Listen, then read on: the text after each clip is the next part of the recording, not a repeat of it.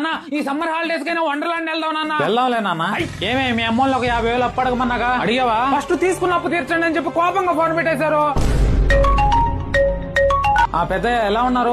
వరుసలు పక్కన పెట్టు. సంవత్సరం అయింది వడ్డీ కట్టి కూడా ఎప్పుడు ఇస్తావా? ఇచ్చేస్తా పెద్దయ్య. ఇంటికి వచ్చేదాకా తీసుకోరా బాగా. ఏమే డబ్బులుంటేనే కదా ఈ రోజుల్లో నా కొడుకు నా అల్లుడు నా బావ అని చెప్పి నెత్తిన పెట్టుకుంటారు. అందరూ అలాగే ఉన్నారండి. ఏమో అబ్బాయి ఉన్నావా?